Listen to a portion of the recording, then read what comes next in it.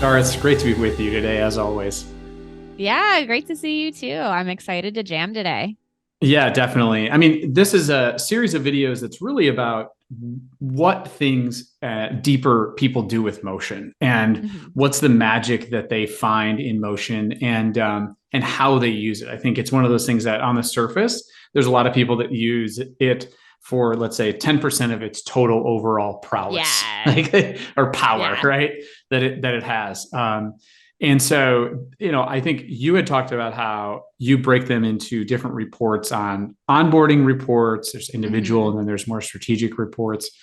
Before we get into those three segments, what do you think for you is the power that motion brings to keeping and retaining clients? I mean, I guess landing them as well, but hmm how do you see that works in that ecosystem for you?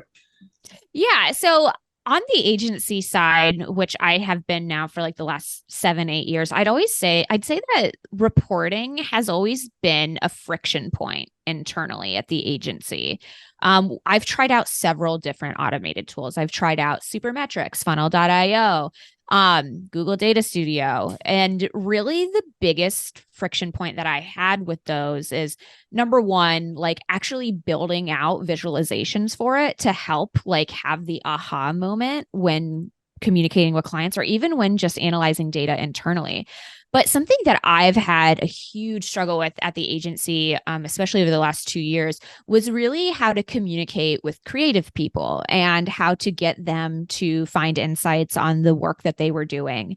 I often found that like training people up on ads manager and trying to train people up on like Excel and pivot tables was something that really wasn't useful and was a huge friction point for creative people, which is why when motion was introduced to me and then I started introducing it to my teams, I found that, hey, actually they were way more interested in the visuals and how automated it was. And even just like the colors, it was a lot more creative friendly.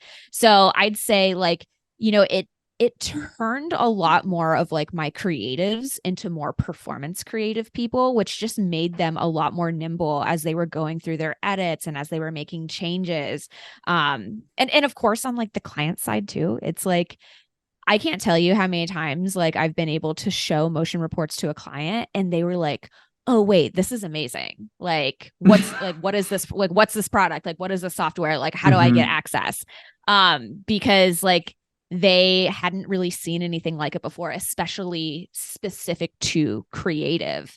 Again, like there are the Supermetrics, Funnel.ios, and like Google Data Studios of the world, but they're not really made for creative. So like being able to use those platforms for creative was like really difficult for my team and client team. So that's why like the motion solution for creative has just been like a really big unlock for like my agency teams. Yeah, I mean, I think one piece that's really interesting about it for us is how, we're using a third party tool and the client became so numbers focused. And so much Yeah. about it today is actually about the creative and getting them to understand the minutia of the cuts and the minutia of the way that ads can be designed, and hmm what the slight differences in performance, or what they might be in the video, but also in the performance itself, and being able to translate that to a client over time.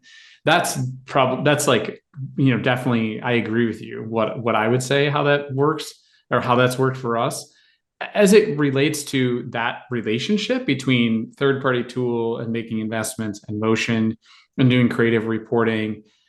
I feel like we're leaning more on creative reporting because creative reporting is performance reporting in some Yeah. cases. How do you feel about that difference, by the way, and what that's done for you? And what kind of reports are you pulling out in motion to illustrate that more quickly? Yeah, I'd say this is actually probably the big thing that motion has provided for me and my team is we spend a lot less time now like analyzing, like looking at the metrics. Like I find one of the biggest problems for agency and brand teams is like I'll be like, okay, analyze this creative test for me. And they'll be like, oh, well, what this specific variant one, it had this amount of spend, it got this amount of purchases. And the hook rate was this. So it was either good or bad compared to our average. The hold rate was this. And they'll stop there. And I'm like, wait a minute, like that's actually not an analysis. That's just a metrics regurgitation. And I found that like actually getting like extracting those metrics was so time consuming for people that they didn't even realize that they had to like dig deeper on the why and dig deeper on, hey, why is this hook rate comparatively to our average? Like what is actually the messaging point here? What's the imagery point here that's actually, creating those metrics in the first place? So being able to have that data automated has been really helpful. And I'd say, like I said, like I think about motion reports in 3 different major buckets, right? There's an onboarding bucket. So every time I'm onboarding a client or I am onboarding myself to a new brand, if I'm working with them for consulting, I'll run a certain amount of reports to get me up to speed really quickly and really get like a baseline understanding of where they are currently. And then I also have a number of reports that I'm running for individual creative tests. So if we're going to be launching, we're going to be doing a series of us versus them statics, there's a number of creative tests that I'm going to be running for them for like those specific tests.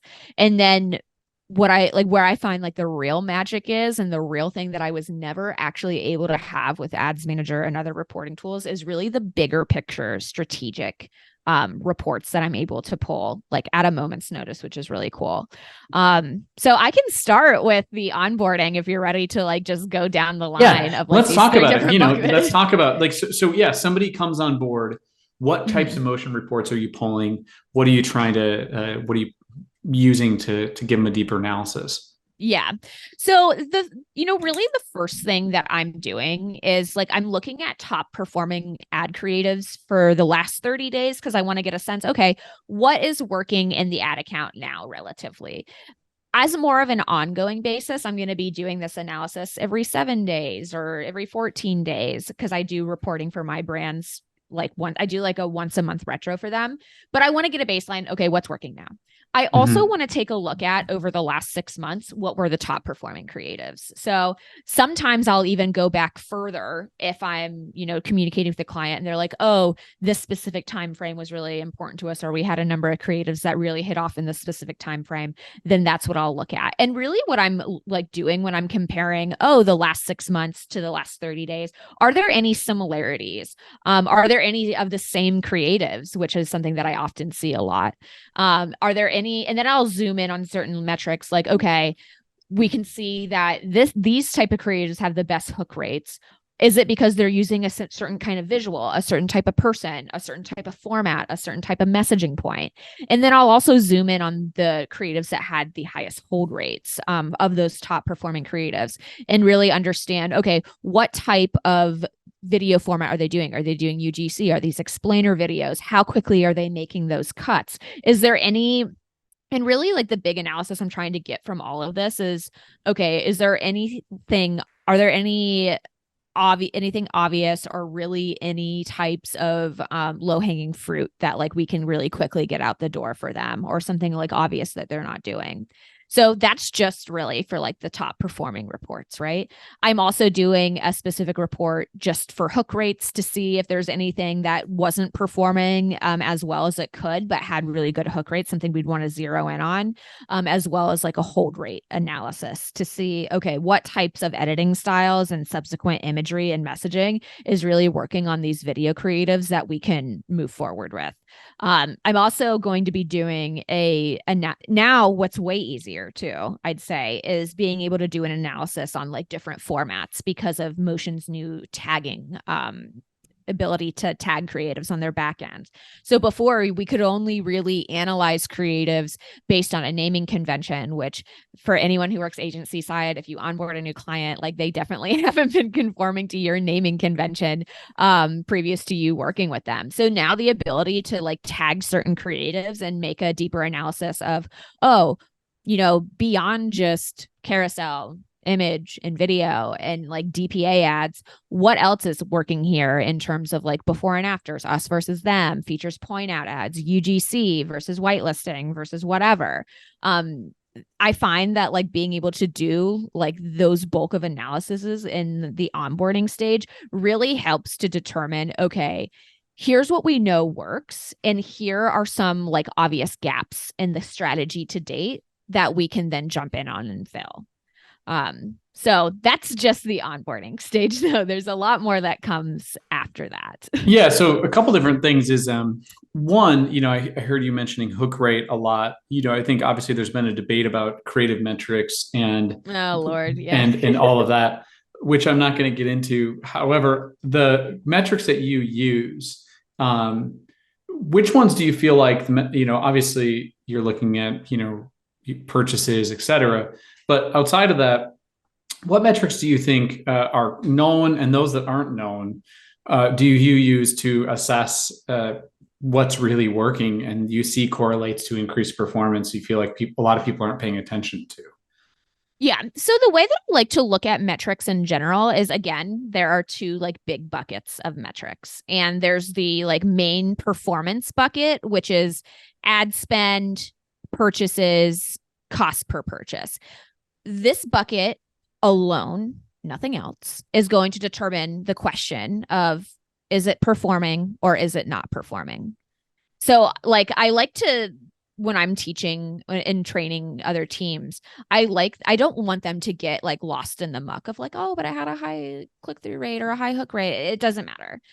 Only those metrics are going to determine if something is working or not, which then leads me to, the big question that brands have for us is, okay, great. Like you told us what the top performing creative is. That is something that they can very easily look at the metrics and tell themselves. What I often find now that brands and agencies want from their teams is an analysis on why. And that brings you to the second bucket, which I just call them storytelling metrics. So that's going to be your frequency, your CPMs, your hook rates, your hold rates, your average video watch time, and even to some extent, your click-through rate. And really, like those metrics to me they are able to give you clues as to why something is performing or not. And the thing is like when you're analyzing creative, it's quite subjective. And I find that that's actually probably the biggest friction point that I have when trying to train media buyers, as opposed to trying to like train creative people, is they get uncomfortable with having to make a qualitative analysis as opposed to a quantitative analysis based on the data.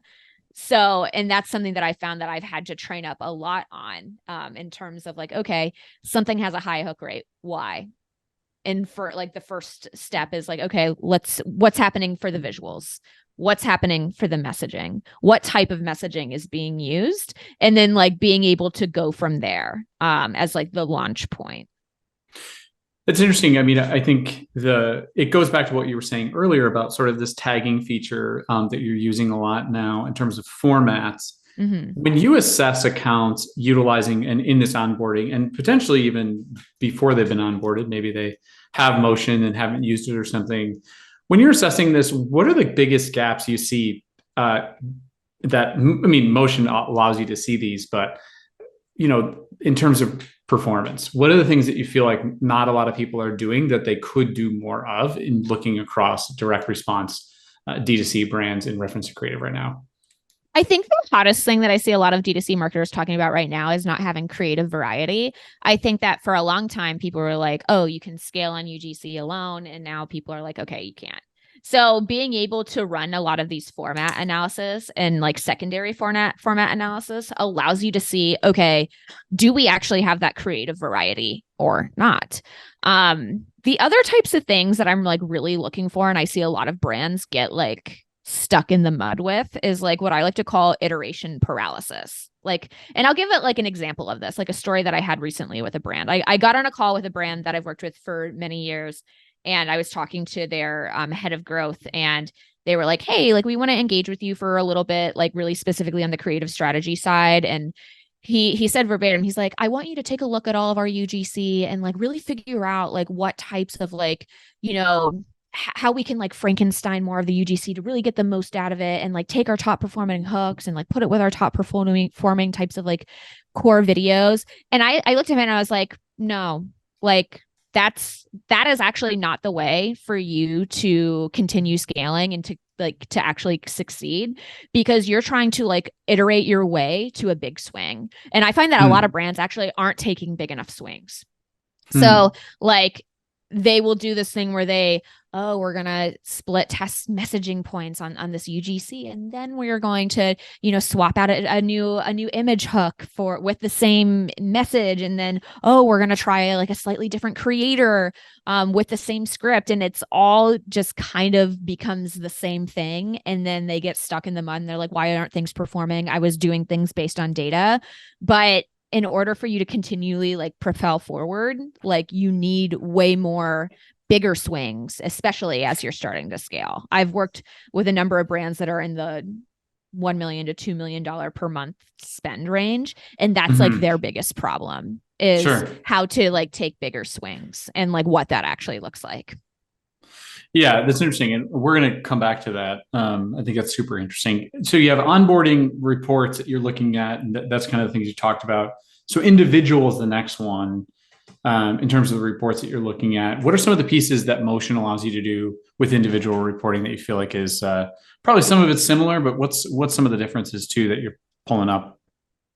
I think my favorite thing is just being able to have visualizations for each individual test batch. So the way that I've approached creative testing is, okay, if we're going to execute on a creative test for us versus them statics, we'll do like 3 to 4 variants of the same strategy, maybe swap out some messaging, do some different colors, whatever. And we're able really to, at a moment's notice, be able to really quickly analyze the thumbnail, the spend, the purchases, the cost per purchase, the hook, the hold, if applicable, the click-through rate. So like, I really like being able to run those individual tests for each individual creative test that we run so that we can distribute that across the team. And it's as easy as, okay, this is automatically made in Motion. I shoot it off at the beginning of every week in Slack so that all the team members can look at it and like make their own analysis, right? And I think actually like the big cool, like the like really cool thing too about those individual tests is there are different visualizations that Motion has. So you can do like a graph test on, how is that, like what do the metrics look like day to day for like first ad spend or for purchases, which is really cool. And also how it compares to the rest of everything else in your ad account. So those are the ones that I'm really zooming in on to say, okay, are these metrics actually fundamentally better or worse than the other creatives in the account, not just like the top performing creatives? Like what is that median? And then where is that creative actually falling? And then for videos too, I'm also going to be looking at like the test batch video drop off so that I can really analyze, okay, if we're doing like a new type of like TikTok strategy or whatever, we're really able to see like which parts of the videos people are mostly falling off on and why. Like, should we have agitated the problem more right after the hook? Should we have added more social proof? Was it just too long? That kind of stuff is like things that we're able to zoom in on with those video drop off rates, which is really like the only other type of individual test we do, because our creatives are a part of a much bigger ecosystem. When it comes to individual tests, we're really only doing those individual test batch reports plus the video drop-off rate report.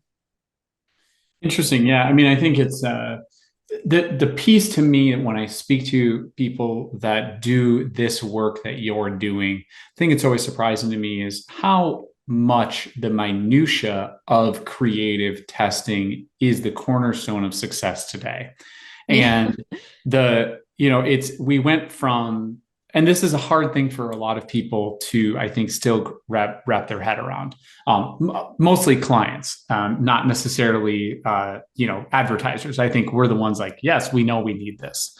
Yeah. So that to me is really interesting to hear you say, Motion's obviously assisting in that media buying process of that kind of analyzing that you need to know, which is video drop off rates on an individual piece. I think the testing batch in batches is an interesting way to go about it. When you're doing creative testing, just as a question, are you a person that likes to, as you're taking a new batch, send it to a broad audience for the most part, or are you doing things like testing in an Advantage Plus shopping campaign, or are you testing creatives in a good set of interests that's died out? How are you doing this? And motion helps you see a clearer answer on that, of course. But how do you generally do it? So my answer depends a little bit on budget, I'd say, just like overall budget for brands. In general, though, if I'm working with a brand that's spending 50K or more on their ad spend per month, like I have an individual creative testing campaign, and each individual test is launched in a new ad set, and it's completely broad. For the most part, I am just doing completely broad targeting. Now, if I'm working with a brand that has like a sub 10K month budget, or even 5K, like they're just getting started off, that's when I'm more likely to recommend someone to do Advantage Plus shopping and just kind of and like keep it as consolidated as possible and just launch new creatives in that campaign as they get them.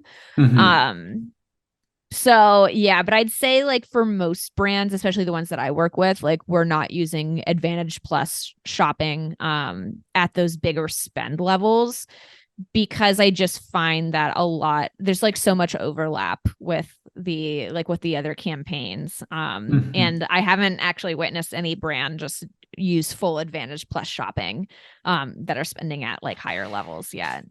Yeah, I haven't either. It's just always curious and a little bit of a nerdy media buyer question that Yes. get your take on as we talk about this. So strategic is the next level of looking at creative analysis that you have. What are some of the reports that you pull out that are more for your strategic direction of where the brand is headed? Yeah. So of course, everything is always going to be cross-analyzed with like the top performing ad creatives. So like, even though during the onboarding phase, we're looking at, hey, what are the top performing creatives over the last 30 days, over the last 6 months? Top performing creatives is something I'm going to pull like every 30 days just to see where we're at. And I'm also tracking which creatives are falling off month to month, and if there's also any similarities month to month with like the creatives that tend to rise to the top for that brand, which is more of like a qualitative analysis as opposed to something you can do in motion. The other reports that I'm going to be running are format analysis. So this is as easy as image versus video versus DPA versus carousel. Hint, hint. I always see that so many brands are not doing carousel ads, and a lot of them are actually starting to crush for some of the brands that I work with.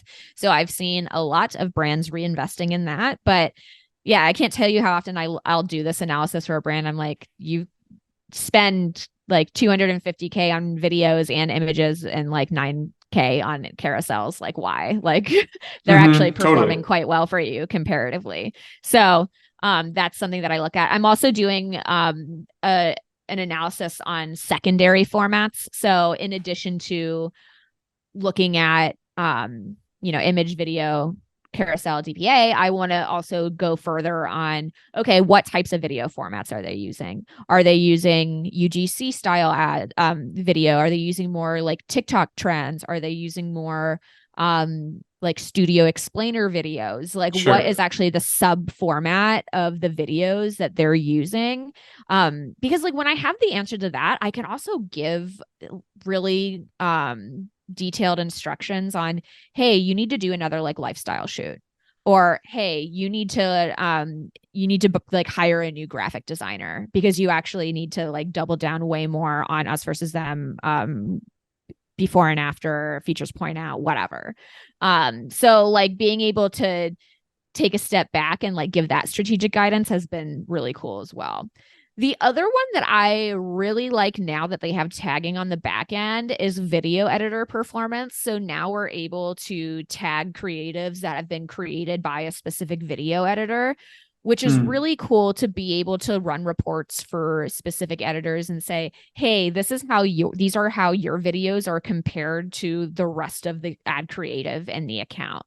And here are things that you could be doing that could increase like your own performance. So it also kind of gamifies it for the video creators, which is really cool. A big function that I'm like really gunning for motion to have though is like to be able to have like cross ad account performance so that we could like consolidate a lot more of those learnings. I know it'd be kind of hard and like each ad account is like weighted differently, but that is something that I think is like a huge interest of mine and other agency teams so that they can see from like a higher level, hey, how are us versus them like performing across the board? How are studio like creatives performing across the board, or how are certain agency partners performing across the board? And like other big swing type of reports that we're running too, like again, another one on agency partner. So I work with a lot of brands that hire, they have an in-house team, but they also hire like a UGC like agency. They have another creative agency, and we're able really easily to create reports that say, hey, you should maybe get rid of this one agency, they're not actually performing, or like, hey, you need to increase the retainer for this specific agency partner because their stuff always crushes. So like that's been kind of cool to make those really data driven suggestions with visualization so that like clients really understand and like can see the data themselves. I'm also looking at a lot of reports for whitelisting, like is this better or is this not better for brands? And like I think the general consensus in like D2C Twitter is, oh, whitelisting actually isn't doing as well right now. Like that's just like how we talk about it casually, but I can show brands, hey, this is how it actually looks like for you. If some brands it does do better, other brands it doesn't. So I think that like that kind of stuff is also really cool to see. Another big one that I like to do for brands too is like specific creator reports. So if they like, oh, which creators are performing the best, especially the ones that they work with on a long-term basis. I recently did an analysis too for a brand because they asked me, they're like, hey, we're not sure if we should continue to invest in like big influencers or celebrities. Like, what does the data say? And like through Motion, I was really easily able to be like, oh, actually, here's like what the data looks like for all of your celebrity ads versus your UGC ads. You actually probably should continue to invest more in celebrities. And like we were able to do a back end analysis, like based on how much they were paying their celebrity partners, and found that it actually is more profitable to do celebrities as opposed to like going down the road of like just hiring a million UGC creators. So like those, I actually think that like that's like the real key for Motion for me is like, yes, like I like the automated reports for like individual for like the individual creative tests, and that's just like a really cool like time saver for me. But the big unlock has been through like those bigger picture strategic reports that I've been able to run. Sure.